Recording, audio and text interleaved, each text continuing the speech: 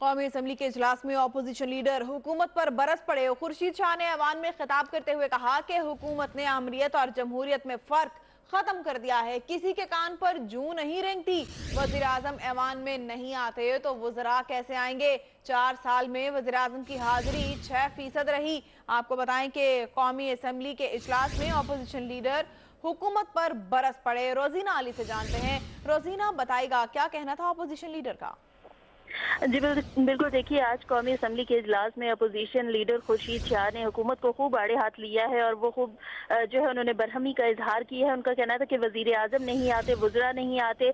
यहाँ पर जो है कौमी असम्बली में भी यही मामला चल रहे हैं। सेनेट में तो चेयरमैन सेनेट ने एक्शन लिया तो अब तमाम वज़रा जो हैं वो वहाँ पर तो हाजिरी दे रहे हैं, लेकिन यहाँ पर कौमी असम्बली इजलास में यहाँ आने की किसी को तौफीक नहीं होती। स्पीकर के सामने उन्होंने ये सवाल उठाया कि अगर वज़रा नहीं आते तो हम क्या करें। उनका कहना था कि जो जमहूरियत मर चुकी है उसे कब्र में नहीं उतारना चाहते हैं, वज़रा को आना होगा, जवाब देना होगा। वजीर आजम नहीं आते हैं, हम किससे जवाब मांगे।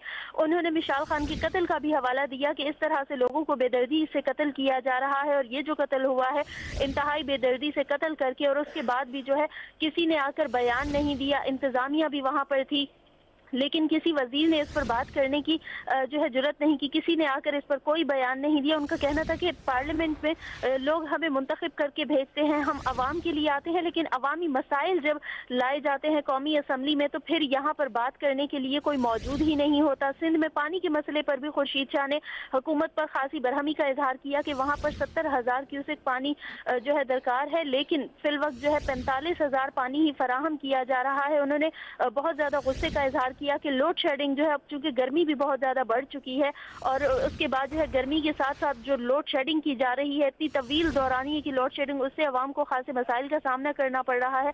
और फिर लोड शेडिंग के साथ साथ जो पानी की फरहमी नहीं है उससे लोग इंतहाई तकलीफ दे जिंदगी गुजार रहे हैं। इस पर उन्होंने कहा कि कम अज कम वजीर आजम को आकर ऐवान में जवाब देना चाहिए। अगर उन्हें कोई मसाइल है तो वो आकर हमसे बयान करें, अपोजिशन के साथ बैठकर तमाम तर बातचीत करें और फिर हम उनके साथ खड़े हैं। अगर कोई मसाइल होंगे तो हम पीछे नहीं हटेंगे।